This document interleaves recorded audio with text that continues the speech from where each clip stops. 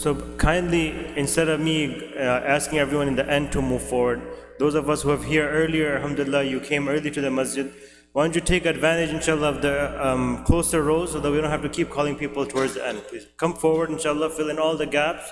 The brothers who are coming later on, inshallah, they have a place to sit, inshallah. Jazakallah.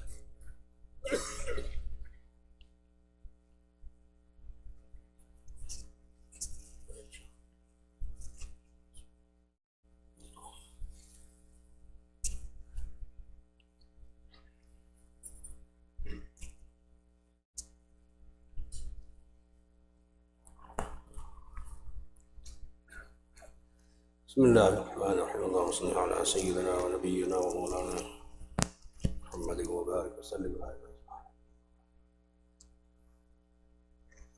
الحمد لله وحده والصلاة والسلام على من لا نبي بعده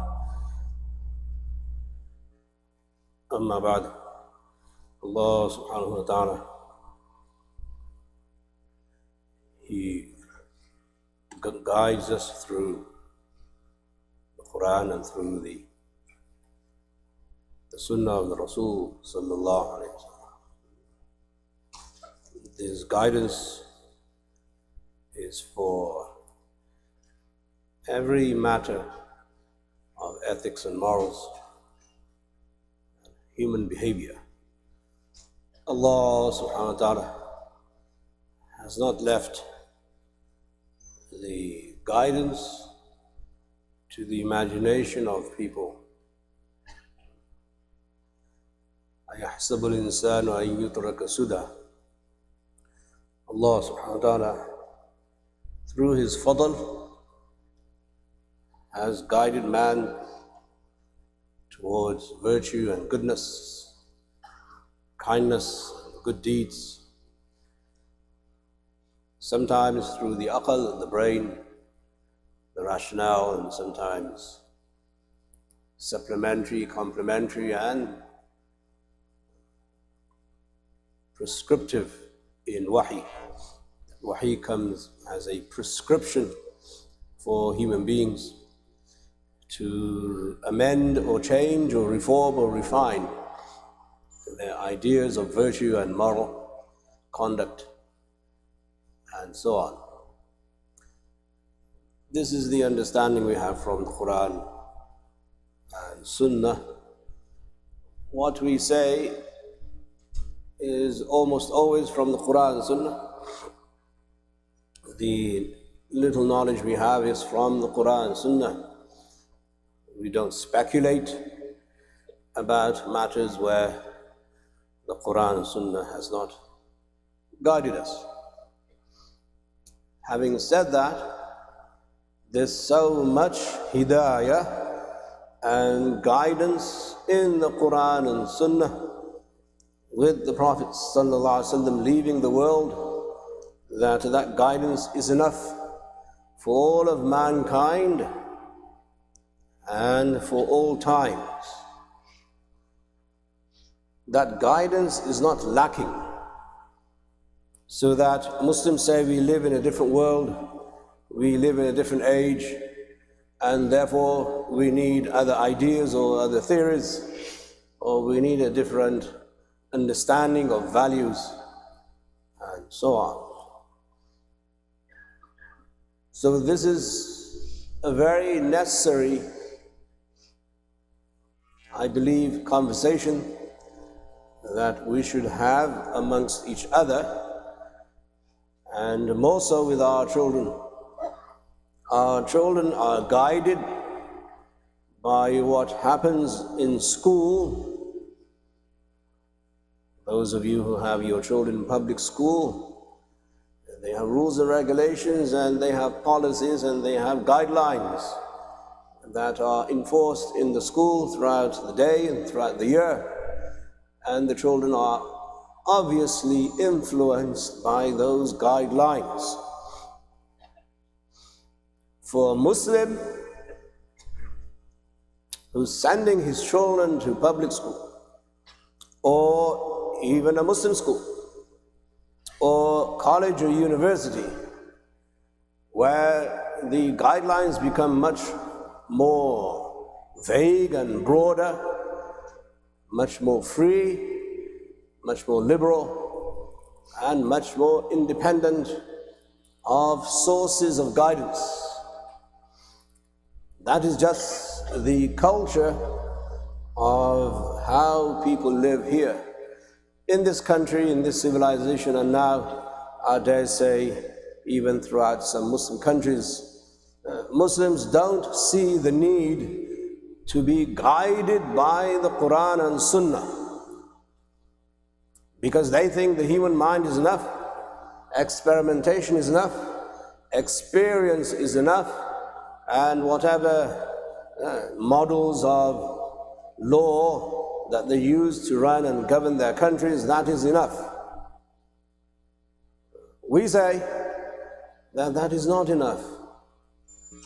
Allah subhanahu wa ta'ala says to us in the Quran, وَنُنَزِّلُ مِنَ الْقُرْآنِ مَا هُوَ شِفَاءٌ, that we send down from the Quran that which is a cure, a remedy, a prescription, that if you're thinking this, then it may be wrong, and this is the cure. The wahi cures the human mind of its frailties, inconsistencies, its failures, and its inability to understand the truth. The human mind has a role, but the Quran is a referee. The Quran is a judge. That if you think in society today, you may have an orientation, an idea that you can have any kind of sexual orientation, and that is the guideline of all schools, the culture, and even in most states now, the law. So how does a Muslim negotiate with this? How does a Muslim see this? Now you're bombarded from everywhere, your workplace, your college, your teachers, even the Muslim community, on social media and everywhere else. They've succumbed to the idea that guidance is no longer necessary. It is human experience that guides us. Is that really Muslim? So the Quran is there to give us a shifa, a remedy, a cure, a prescription for values and morals, misunderstandings of life that otherwise would go unresolved, which leads to further destruction for human beings. The Quran doesn't want human beings to destroy themselves. The Quran wants to guide people so that there is moral conduct and there is now an infrastructure which is human and humane, both. So when we are sitting down with our children, and when they are on Facebook or social media, and when they are watching movies and they're looking at the internet and they are bombarded with this so-called phenomenon, that sexual orientation no longer is in the hands of the Quran and Sunnah, nor is it in the hands of the Muslim community. It is in the hands of people who say this is the way they want to be and this is the way they feel. So now we as Muslims look to guidance in our salat, in Surah Fatiha, in each rakat. We say, Ihdina as-sirat al-mustaqim. Guide us onto the right path. So what is this guidance he asking for? These are some of the issues that we as Muslims must engage with, negotiate, and come to terms with the Quran and Sunnah and say, no, Allah is the one who created human beings and their minds and their intellect. Allah is the one who guides. And the Rasul is the perfect human being, and we follow his example and his guidance in every matter. Some of you might be enraged or upset, and I'm talking about sexual orientation. Well, this is what needs to be done.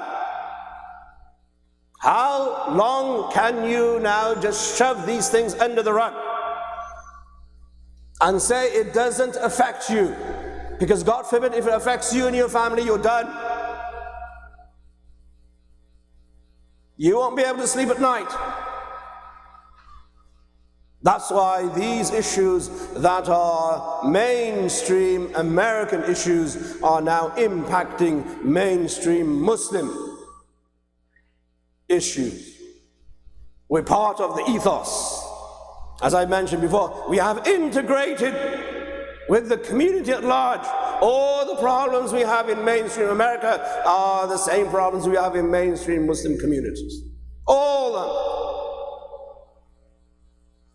So what we need to understand and appreciate is that Allah has not left man unguided in these very important issues. And it's not a question of public policy. It's not a question of being liberal or conservative. It's not a issue of coexistence of social rights or political rights. That's not the issue. The issue is it right or wrong? What does Allah say? What does the Rasul sallallahu alaihi wasallam say? What do the Sahaba, what do they understand from what the Prophet said? How do you regulate a community based on these issues? Now, this issue is supposed to be very private. It's not supposed to be public. When the Quran speaks about consummation of marriage, it uses words that are dignified, honorable. It uses words like libas, clothing. That you are clothing for them, they are clothing for you. Where you can't expose your private parts except in privacy. Why do you want this splattered on social media? Why does anyone need to even speak about their so-called sexual orientation to the whole world? Isn't that in itself shameless? قُلْ إِنَّ اللَّهَ لَا يَأْمُرُ بِالْفَحْشَاءِ. Allah doesn't command you to be this vulgar, this lewd, this ridiculous, that you're bringing the private affairs of someone's bedroom into the eyes and the ears of the whole world. In Islam, we don't do this. Because why? We are dignified. وَلَقَدْ كَرَّمْنَا بَنِي آدَمَ. We have dignified the children of Adam with libas, with clothing, with satar, with modesty. Now all of a sudden you're exposing something that is supposed to be the most private, sacred act in your bedroom, and you're sharing this with the whole world.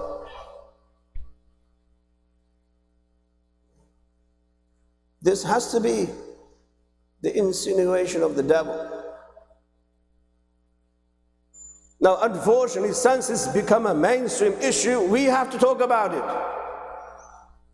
Not because we want to, but because we want to make sure Muslims know and understand that when they recite the dua in Surah Fatiha, every rakat, Ihdina Sirat al-Mustaqim, what is Allah's response to your asking Him to guide you?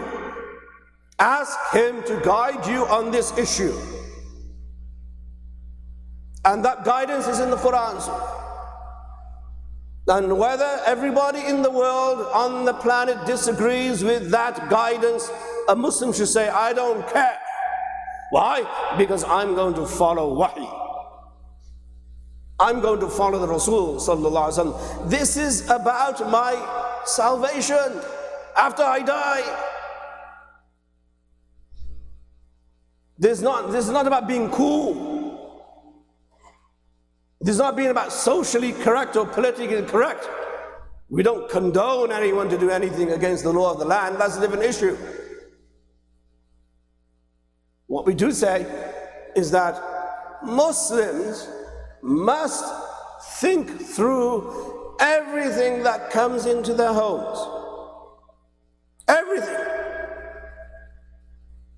And that's not a matter of taqwa, it's a matter of halal and haram. Taqwa is very far from this. I doubt if we can reach wilayah in this civilization. Because there are just so many things that we do which are makruh, at the very least in nature. And wilayah requires that you stay away from makruh, and sometimes even mubah, even that which is allowed you have to stay away from if you want to be a wali of Allah. That is very far from this civilization, unfortunately. But what we must, as I'm saying, appreciate and understand, that these discussions, if we do not engage, first of all, with ourselves, in the community about these issues, and we shy away from them, then that is a dereliction of duty. It is fard ayn for you to safeguard your iman. It is fard. It's also fard ayn for you to safeguard your chastity, your iffah, your dignity, your honor. And if you don't talk about it, you will not be safeguarded. If you don't discuss it and tell each other, this is the guidance from the Quran and Sunnah. It is not allowed, period. The issue that you can follow any kind of sexual orientation, it is purely haram. That's a no-brainer. That's not what I'm saying. I'm saying that Muslims must entertain a conversation and a dialogue in their own homes with their children. Because if we don't talk to our children, other people are. And they do it every day. In the school, in the colleges, in the universities, at work, in the media, everywhere. People are unfortunately polluted by these values. How do we safeguard ourselves? Ya ayyuhalladhina amanu qu anfusakum wa ahlikum nara. As I said, it's fard ayn. O you who believe, protect yourselves and your families from the fire. This is a fire that needs to be extinguished in our own homes first.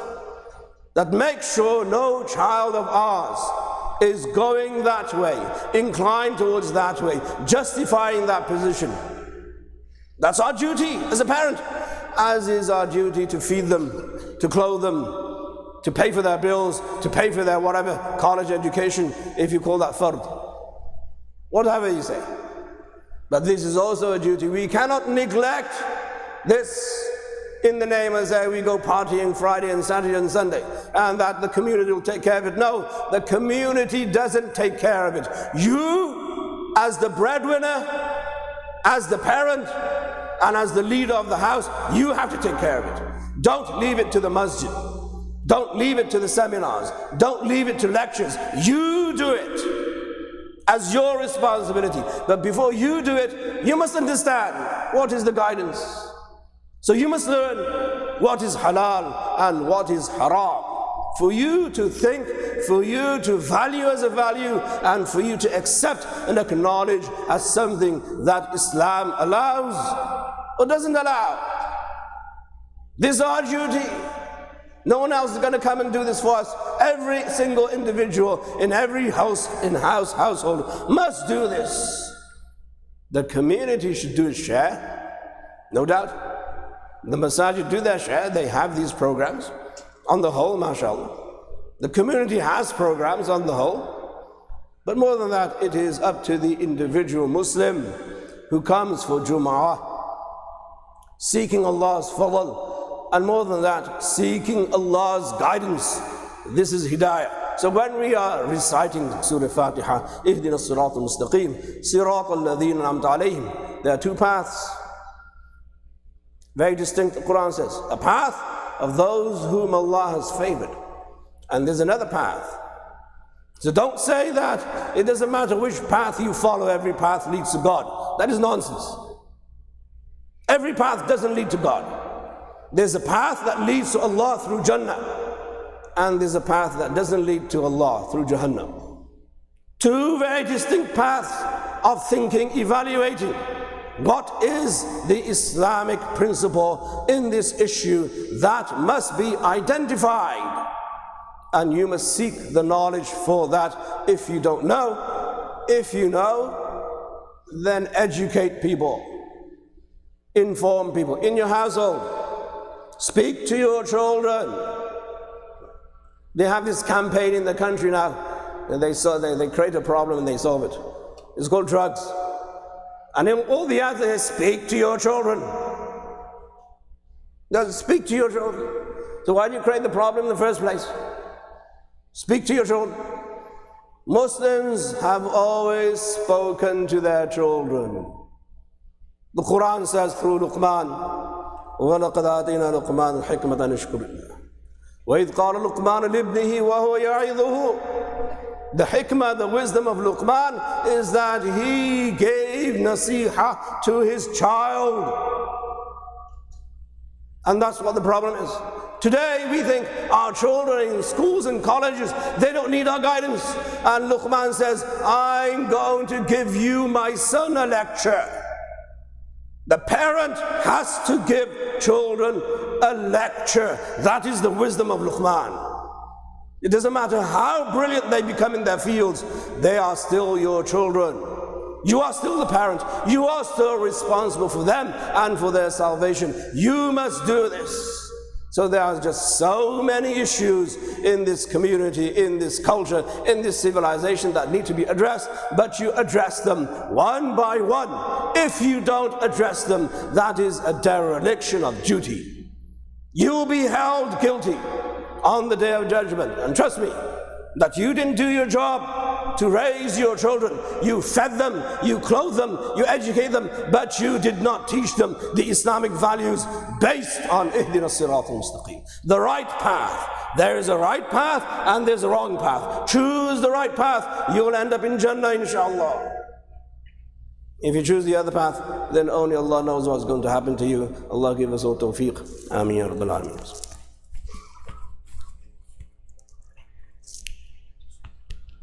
Pray your sunnah, inshallah. And while you're standing up, also move forward and let's accommodate everyone who's waiting in the back.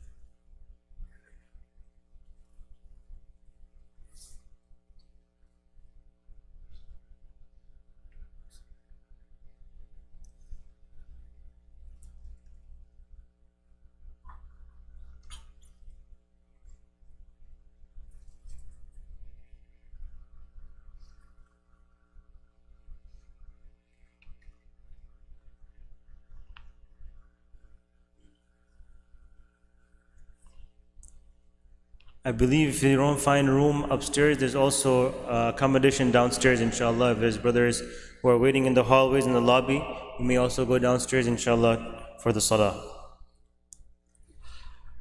Inshallah, MSI will be holding a community barbecue in about a month's time from now, inshallah, July 20th. This will be, inshallah, at Camera Park in Glenda Heights on Fullerton Avenue. This is a Saturday, July 20th, inshallah. The timing will be from 12 p.m. to 6 p.m. We encourage everyone to come out, inshallah, and attend, make this event a success. Early bird special tickets will be $10 for ages 10 and up, and $5 for kids under 10, inshallah. There will be food, basketball, games, and activities. We encourage everyone to buy tickets at msiweb.org/barbecue or BBQ 2019, inshallah. Go on our website, inshallah, and to buy the tickets early and spread the word amongst our community members, inshallah. Jazakallah.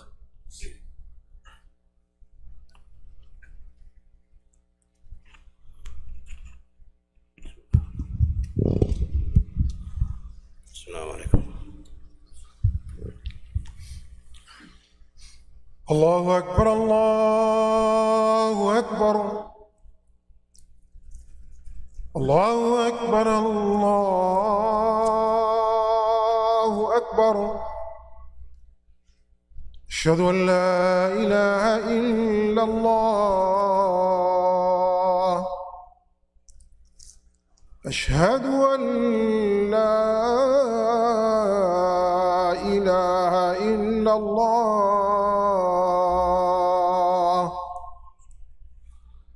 أشهد أن محمد رسول الله أشهد أن محمد رسول الله حي على الصلاة حي على الصلاة حي على الفلاح حي على الفلاح الله أكبر الله